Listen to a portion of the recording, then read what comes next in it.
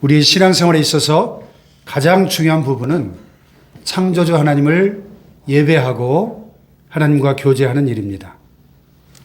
지나간 모든 시대의 성도들도 그렇게 생각했습니다. 구약시대에 고라 자손 가운데 어떤 사람이 하나님과의 교제를 간절하게 사모했습니다.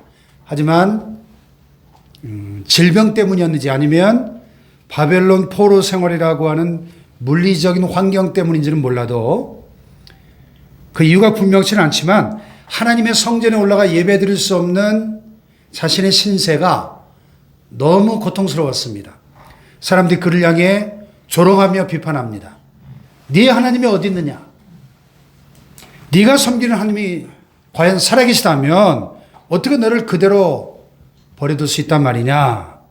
그래서 그는 과거에 한때 자유롭게 하나님을 예배하던 그때를 회상하면서 이렇게 말합니다. 내가 전에 성의를 지키던 무리와 동행하여 기쁨과 찬송의 소리를 바라며 그들을 하나님의 집으로 인도하였더니 이제 이 일을 기억하고 마음이 상하는도다 그랬어요.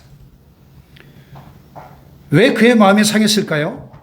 왜 그가 하나님의 집에서 예배하던 그 시절을 생각하면서 고통스러워할까요?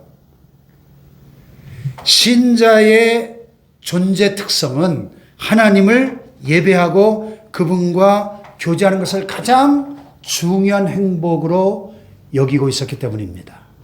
아멘. 아멘. 또한 하나님의 교회에서 직분을 맡아서 봉사하는 것을 가장 큰 영광으로 여겼기 때문입니다.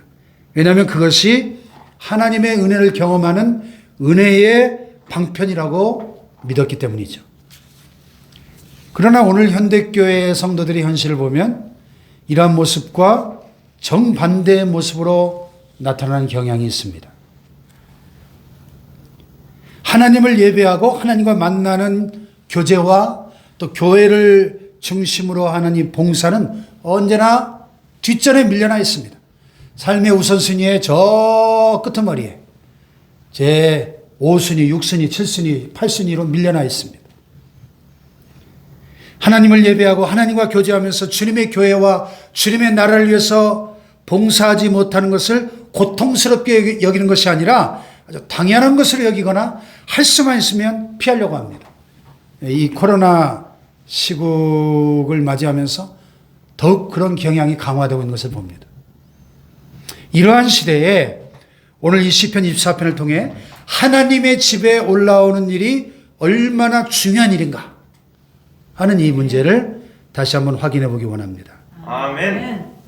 대개 성경학자들이 이 시를 엘리 제사장의 두 아들 홈니와 비누아스가 블레셋과의 전투에서 패하고 법궤를 빼앗긴 후에 여호와의 법궤가 오랫동안 아비나답의 집에 방치되었었지만 다윗이 법궤를 다시 예루살렘으로 이전하고 난 이후에 지어진 시로 보고 있습니다.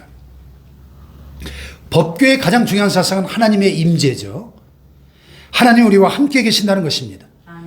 예, 다윗이 법궤를 예루살렘으로 옮겨온 가장 중요한 이유는 예루살렘에 성막을 설치하고 하나님께 예배드리고 하나님의 통치와 다스리심을 받아야만 자신과 자신의 백성이 하나님의 복을 받고 잘 된다는 믿음 때문이었습니다. 아멘. 제국이 아닌 제사장 나라를 세우는 사명이 자신에게 주어졌음을 깨달았고 My kingdom, 자기 왕국이 아니라 His kingdom, 그분의 왕국, 하나님의 나라를 세우는 것이 더 중요한 일이라고 하는 것을 깨달았기 때문입니다. 아멘. 그래서 다윗은 예루살렘에 성막을 설치하고 마치 왕이 즉위식을 하듯이 영광의 하나님을 보좌에 모셔드리는 것을 그림처럼 보여주면서 이 시를 쓰고 있는 것입니다. 그래서 일반적으로 교회 역사 속에서 이 시편 24편은 예수 그리스도의 승천 기념일에 노래되고 설교되었다고 합니다. 그것은 예수 그리스도께서 십자가에서 대속의 죽음을 죽으시고 부활하시고 승천하셔서 하늘에 계신 하나님의 보좌 우편에 앉으신 것으로 그렇게 보았기 때문이죠. 자, 이 시의 주제는 한마디로 하나님의 거룩한 산에 올라갈 자들이 누구냐? 누굽니까? 도덕적으로 깨끗해야 한다 하는 것입니다. 성결한 자만이 하나님의 거룩한 산에 올라갈 수 있다 하는 것이죠. 그래서 이 시를 편의상 세 단락으로 나눠보면 첫 번째 단락은 1절로 2절까지 하나님이 누구신가, 어떤 분이신가. 두 번째 단락은 3절로 6절까지 누가 하나님의 산에 올라갈 수 있느냐 하는 것이고, 마지막 세 번째 단락은 7절로 10절까지 왕이신 하나님의 통치를 받아들여야 한다 하는 것으로 결론을 맺고 있습니다. 자, 먼저 하나님은 어떤 분이신가 하는 것이 1, 2절에 이 시의 저자인 다윗이 하나님이 어떤 분이신지를 아주 장엄한 선포로 시작하고 있습니다. 자, 1절과 2절을 다시 한번 보겠습니다. 시작. 땅과 거기에 충만한 것과 세계와 그 가운데 사는 자들은 다 여호와의 것이로다. 여호와께서 그 터를 바다 위에 세우시며 강들 위에 건설하셨도다. 아멘. 아멘. 여기 보니까 여호와 하나님께서 땅과 거기에 충만한 것, 그리고 세계와 그 가운데 사는 모든 사람들이 다 뭐예요? 여호와의 것이래요. 아멘. 세상 모든 것의 주인이 되신다 하는 것을 선포하고 있습니다. 왜냐? 그 이유가 2절에 나와 있는 거죠. 여호와께서 그 터를 바다 위에 세우시고 강들 위에 건설하셨기 때문이다. 이 장엄한 선포를 간단히 요약하자면 하나님께서 온 세상을 창조하신 분이시기 때문에 모든 것이 다 하나님의 소유라고 하는 사실입니다. 아멘. 할렐루야. 아멘. 그렇습니다. 이 자연은 하나님이 만드신 작품이기 때문에 그것이 무엇이든지 간에 이 자연은 참 신비롭고 아름답고 순수합니다. 바다는 바다대로, 강은 강대로, 산은 산대로, 동물은 동물대로, 식물은 식물대로. 참 정말 그래서 우리는 이 자연 속으로 들어갈 때마다 어떤 힐링을 경험하잖아요. 심지어는 광야와 사막처럼 사람이 살 수 없는 황폐하고 저주받은 것처럼 보이는 그런 땅조차도 그 나름대로의 아름다움을 간직하고 있는 것을 볼 수 있습니다. 저 브라질 아마존과 같은 깊은 밀림도 태고적 신비를 간직하고 있는 것을 보면 저마다 나름대로의 아름다움을 지니고 있는 것이죠. 예. 그러므로 우리가 이 하나님이 만드신 자연을 잘 관찰해 보면 나무 한 그루, 또 풀 한 포기 속에서도 오묘하고 신비한 진리를 발견할 수 있는 것입니다. 요즘 새봄이 되니까 어김없이 봄의 전령, 산수유, 개나리, 목련, 벚꽃들이 막 앞다퉈 피기 시작하죠. 그 예쁜 봄꽃들 속에서 위대한 예술가이신 하나님의 손길을 우리는 느낄 수 있습니다. 할렐루야. 아멘. 유명한 엔지니어였던 로디라는 사람은 자기 집 앞마당에 100년 된 떡갈나무가 6그루가 있었는데 그것을 관찰하다가 하나님의 은혜를 체험하게 됩니다. 그러니까 나뭇잎 하나하나마다 물기가 전해지려면 적어도 1제곱미터당 3,000파운드에 달하는 힘이 필요하다는 것을 발견하게 되었는데 그것이 자연의 힘으로 가능하다는 것을 깨닫고 하나님의 오묘하신 그 창조의 섭리를 묵상하게 되었다는 것입니다. 이렇게 하나님의 기적은 늘 우리 주변에서 일어나고 있습니다. 얼마 전에 내셔널 지오그래픽에서 번개에 대한 특집을 다룬 적이 있는데요. 이 번개에 대한 다양한 관찰을 통해서 여러 가지를 생각해 볼 수 있었습니다. 특히 번개는 가장 높은 물체를 때리잖아요. 거기에는 하나님의 겸손의 메시지가 담겨 있던 것 같아요. 높은 것만 때려요, 번개는. 네. 또 번개 외에도 여러 가지 자연 현상들에 대한 연구가 계속되고 있는데 이 지구 안에만 해도 우리가 미처 다 풀지 못하는 참 신비스러운 미스테리가 너무 많습니다. 또 지구 바깥에 저 광활한 우주 공간에도 신비한 것들이 무궁무진하죠. 과학자들이 만들어내는 가장 성능이 좋은 망원경을 가지고 이 지구에서 가장 가까운 별인 켄타라우스라고 하는 그 별까지 가서 만약에 지구를 그 망원경으로 본다면 지구는 하나의 작은 점으로밖에 보이지 않는다고 합니다. 그 광활한 우주 만물을 말씀으로 창조하신 하나님께서 한 점에 불과한 이 지구에 사는 저와 여러분에게 생명을 허락하셨고 항상 동행해 주신다는 거 생각만 해도 얼마나 감격스러운 일인지 몰라요. 할렐루야. 그러므로 우리는 잠깐 지나가는 나그네와 같은 인생을 살면서 이 하나님의 은혜를 기억하면서 살아야 될 줄로 믿습니다. 아멘. 따지고 보면 아무것도 아닌 일 가지고 아웅다웅하고 시시하고 사소한 일로 티격태격하는 그런 일이 없어야 되겠습니다. 스캇이라는 사람이 남극을 탐험하다가 불의의 사고로 죽고 말았는데 그의 시신에서 품에 간직한 아내에게 보내는 편지가 발견됐어요. 그 편지에는 아내에게 갓 2살이 된 아이에 대한 부탁의 말이 적혀 있었습니다. 그 내용은 아이를 절대 컴퓨터 앞에서 게임만 하는 아이로 키우지 말고 자신처럼 전 세계를 돌아다니며 하나님 만드신 이 위대한 자연에 대해서 생각하고 애정을 갖는 아이로 키워달라는 그런 내용이었어요. 믿음은 우리가 살고 있는 이 세계의 한계로부터 벗어나는 것을 가능케 해줍니다. 우리의 눈을 뜨게 해주고 생각이 넓어지게 해주고 하나님의 놀라운 세계를 보게 해주는 것입니다. 그래서 사도 바울이 골로새서에 보면 위의 것을 찾으라 그랬어요. 헬라어로 인간을 안드로포스라고 하는데요. 이 안드로포스란 말은 위를 바라보는 존재라는 뜻입니다. 아멘. 아멘. 참 재밌는 것은 이 짐승들을 보면 전부 땅에 뭐 먹을 것이 없나 찾아다니며 땅만 쳐다보도록 살도록 지음을 받았지만은 유일하게 우리 인간만이 머리를 위로 두고 하늘을 바라보면서 위의 것을 찾고 위의 것을 구하도록 지음받은 존재라는 사실입니다. 아멘. 할렐루야. 아멘. 예수님께서도 답답한 회당 안에서만 가르치신 것이 아니라 갈릴리 호숫가가 아름다운 대자연 속에서 말씀을 가르치시지 않습니까? 우리가 하나님께 지음받은 자로서 믿음의 눈으로 자연을 바라보게 되면 하나님의 놀라운 섭리를 발견하게 될 줄로 믿습니다. 아멘. 할렐루야. 아멘. 그래서 윌리엄 홀든이라는 신학자가 신실하지 못한 삶이란 자신을 물질의 소욕대로 이끌려가도록 내버려두는 것이다. 그랬어요. 예? 돈 하면서 이 물질의 욕심만 추구하며 사는 삶은 짐승과 다를 바 없는 삶이라는 거예요. 하나님께서 오늘도 우리 주변에서 일어난 사건, 사고들을 통해서 우리 주변 환경을 통해서 우리가 만나는 사람들을 통해서 이런 설교 말씀을 통해 혹은 어떤 기적적인 일들을 통해서 자신의 뜻을 제시하시는데 특별히 이 자연을 통해서도 말씀하십니다.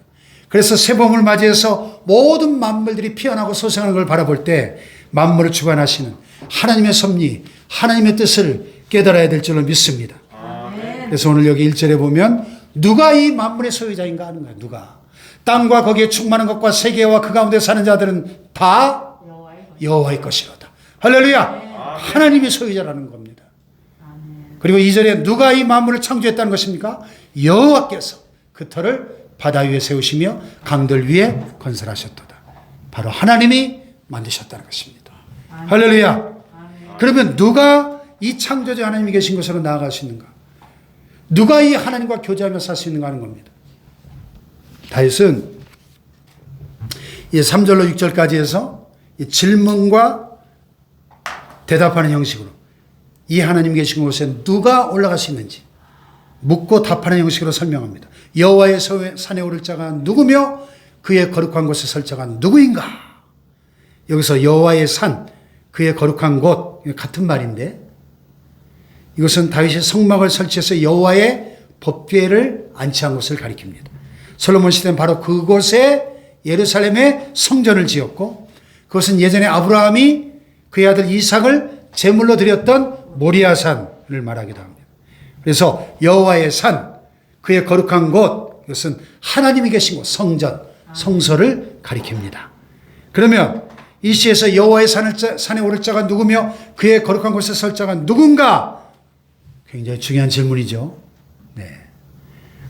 그것은 누가 온 세상을 창조하시고 주인이 되신 하나님께 나아가 그분과 교제할 수 있는가 하는 질문이기 때문입니다. 여러분 과연 누가 어떤 사람이 이 창조주 하나님 앞에 나아가 하나님을 대면하고 하나님과 교제할 수 있을까요? 4절 6절에 설명합니다. 4절 6절 시작. 손이 깨끗하며 마음이 청결하며 뜻을 나타난 데 두지 아니하며 거짓 맹세하지 아니하는 자로다. 그는 여호와께 복을 받고 구원의 하나님께 공의를 얻으리니 이는 여호와를 찾는 족속이요 야곱의 하나님의 얼굴을 구하는 자로다. 아멘. 한마디로 하나님께 나아가는 자의 윤리적인 삶이 얼마나 중요한 것인가를 강조하는 말씀입니다. 왜냐하면 아무나 거룩하신 하나님의 전에 나아갈 수가 없다는 거예요. 깨끗하고 올바른 도덕적 삶이 요구된다 하는 것입니다. 아멘. 여기 보면 우리의 외적 행동을 표현하는 세 가지 기관이 설명되고 있는데 그것은 손과 마음과 혀입니다. 자, 먼저 여기 보면 손이 깨끗하다. 손이 깨끗하다는 게 무슨 뜻일까요? 손을 깨끗이 씻고 소독제로 잘 씻고 온 사람이란 뜻입니까? 손이 깨끗하다. 상징적인 의미죠. 이사야서 1장 10절 이하에 보면 예를 들어 삶의 내용은 없고 형식적인 예배의식만 남은 이스라엘 백성을 향하여 이렇게 책망하죠.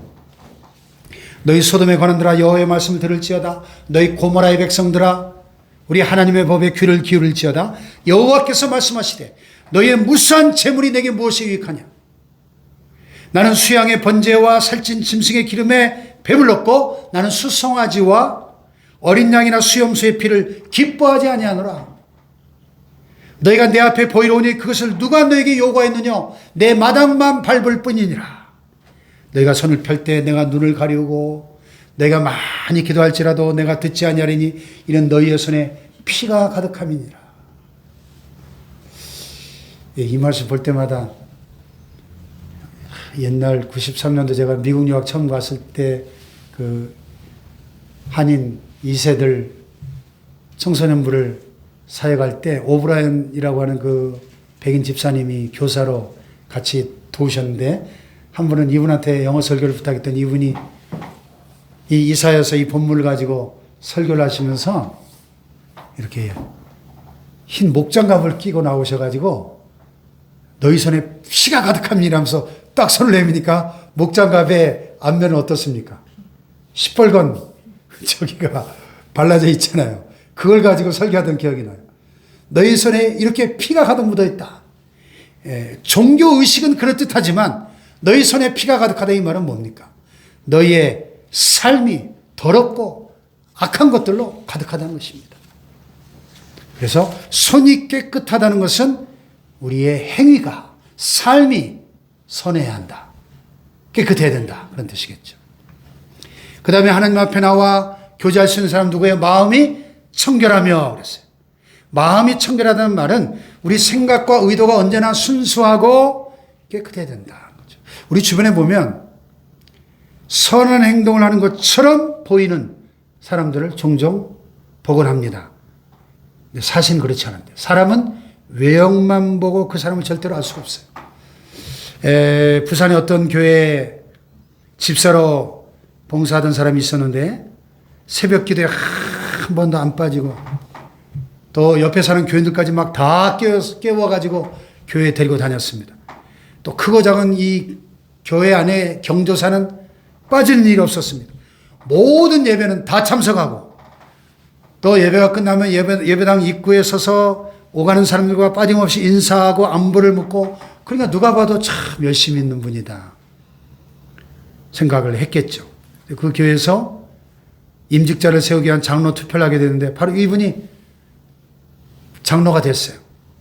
근데 장로가 된 다음부터 새벽 기도에도 안 나오고 예배 생활도 충실하지 않고 지금까지도 그 교회에 골칫덩어리로 남아있다는 거예요. 그러니까 이런 분의 마음과 생각은 뭐예요? 오로지 장로가 되어야 되겠다는 그런 잘못된 의도를 가지고 신앙생활을 했다는 거죠. 그런 일들이 뭐 비일비재하죠. 교회 안에. 그래서 종교개혁자 마틴 루터가 마음이 청결한 자를 주석하면서 이렇게 설명했어요. 하나님이 말씀하신 것을 잘 살펴서 그 하나님의 말씀에 내 삶의 꿈과 이상과 목표를 두는 것이다. 이렇게 정의했어요. 하나님의 말씀에 내 인생의 목표를 두는 것. 아멘. 아멘. 속으로는 시커먼 의도를 갖고 있으면서 겉으로만 선하게 보이는 행동을 하는 자는 절대로 하나님과 교제할 수 없다는 것입니다. 아멘. 다윗은 이 시에서 이 마음이 청결한 사람을 좀 더 덧붙여 설명합니다. 뜻을 허탄한 데 두지 않는, 뜻을 허탄한 데. 우리 번역에는 이 두 가지, 마음이 청결하다, 뜻을 허탄한 데 두지 않는다는 것이 따로따로 되어 있지만 히브리 원문에는 동격으로 되어 있어요. 같은 말입니다. 세상의 명예나 돈과 같이 헛된 우상의 뜻을 두지 않고 온전히 하나님을 섬기는 사람이 하나님과 교제할 수 있다는 거예요. 아멘. 할렐루야. 아멘. 얼마나 많은 사람들이 이 순간에도 세상의 명예와 돈과 권력을, 인기를 쫓아서 살아가고 있습니까? 신앙생활 하면서도 제일 어리석은 사람이 누구냐? 세상과 하나님 두 사이 양다리 걸치고 있는 사람입니다. 이것처럼 피곤하고 어리석은 일이 없어요. 하나님을 섬기고 교제하기를 원하면서도 생각은 세상의 명예와 돈과 감투와 거기에 다가 있어요. 마음이 콩밭에 가 있어. 세상에 그 다리를 걸쳐놓은 사람, 절대로 창조주 하나님을 만날 수 없고 교제할 수 없다는 거예요. 한 사람이 두 주인을 섬길 수 있어요, 없어요? 없다고 예수님이 그랬어요. 또 하나님과 교제할 수 있는 사람이 누굽니까? 거짓 맹세하지 아니하는 자다. 우리 말이 진실해야 된다는 거죠. 사람들이 왜 거짓으로 맹세할까요? 자기 말을 진짜처럼 믿게 하기 위해서죠. 지금 우리 사회를 보세요. 얼마나 불신풍자가 만연해 있는지. 이번에 그 LH 사태에 대해서 뭐 정부가 부동산 투기와의 전쟁을 선포하고 합동수사본부를 설치해가지고, 예? 수사본부 요원이 뭐 780명이나 되고, 뭐 투기를 이번 기회에 발본색원하겠다고 큰 소리 치지만은 그걸 믿는 국민들은 거의 없는 것 같아요. 제가 보니까. 저부터 안 믿으니까. 지금까지 정치인들이 너무 오랫동안 우리 국민들을 기만해 왔기 때문에 얼마나 불신이 만연해 있습니까, 우리 사회가. 이 종교계 역시 예외가 아니죠. 우리가 속아본 경험들이 있잖아요. 예. 이런 경험을 갖고 있는 사람은 다시 속지 않으려고 사람을 경계하게 되고, 참된 말조차 참 믿기가 참 어려운, 참 이런 시대에 사는 게 참 불행한 일이죠. 그래서 사람들이 너무 오랫동안 속아 살아왔기 때문에 이런 정직과 진실과 정의의 가치를 중요하게 생각하지 않는 그런 경향들이 우리 사회에 아주 만연해 있는 것을 봅니다. 이런 사회적 현실 속에 사는 우리 그리스도인들은 더욱 진실한 말을 해야 될 줄 믿습니다. 아멘. 모든 사람들에게 믿음을 주는 사람들이 되어야 됩니다. 그래서 우리가 100마디 말보다 맹세나 수많은 증빙서류보다 정직과 진실이 요구되는 사회에 살고 있는데, 우리 그리스도인들로부터 예, 아니요 하는 단순하고 책임성 있는 말로 다른 사람들에게 신뢰감을 주는 사람이 되어야 돼요. 예스, 노가 분명한 사람들이 되어야 됩니다. 우리 성도들은. 아멘. 아멘. 다른 사람이 어떻게 해주길 기대하기보다는 나 자신부터 진실한 인격과 생활을 담은 말을 사용해야 될 줄로 믿습니다. 아멘. 거짓 맹세하면 안 되겠죠. 왜냐하면 이러한 사람만이 하나님 앞에 설 수 있고 하나님과 교제할 수 있다고 오늘 성경은 말씀하고 있기 때문입니다. 이제 그 다음 5절에 보면 다윗이 이러한 사람들이 하나님께 복을 받고 구원의 하나님께 공의를 의롭담을 얻는다, 이렇게 노래합니다. 아멘. 아멘. 그러면서 6절에 이렇게 말씀합니다. 6절 시작. 이는 여호와를 찾는 족속이요 야곱의 하나님의 얼굴을 구하는 자로다. 아멘. 여러분 하나님을 찾고 하나님을 구하고 계십니까?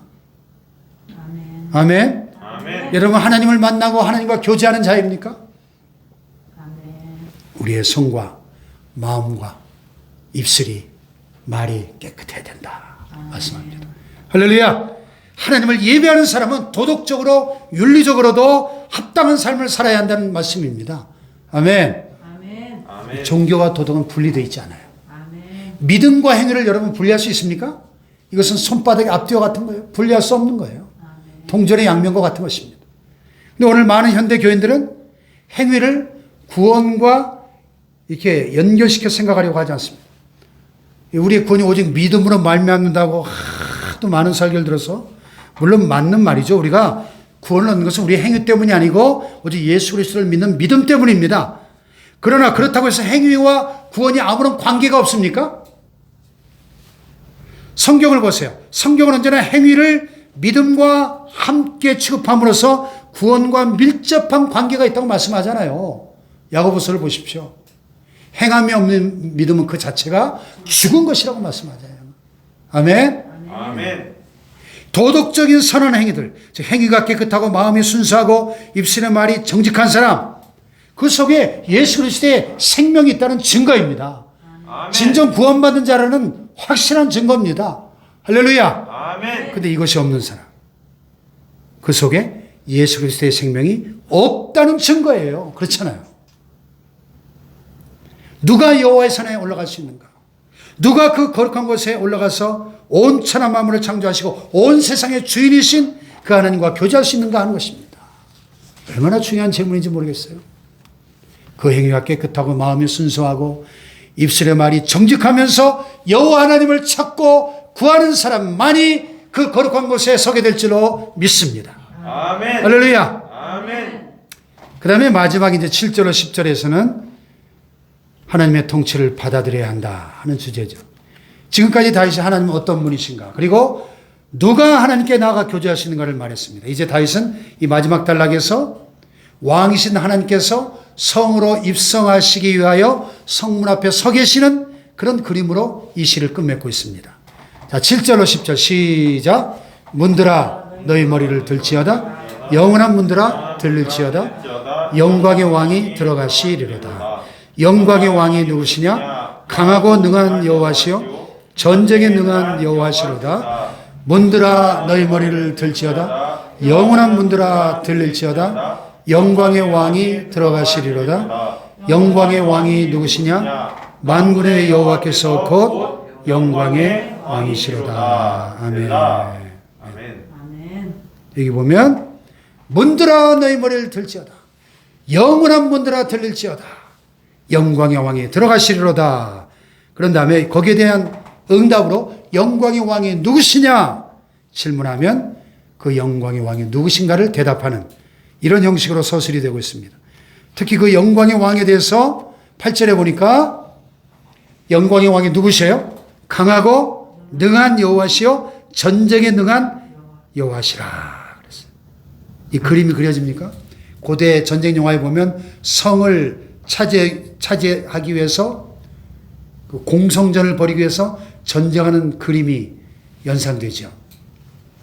온 세상을 창조하신 하나님, 전쟁에 능하신 분이 문을 열어라, 문들아 너희 머리를 들지어다 이렇게 명령하시는 겁니다.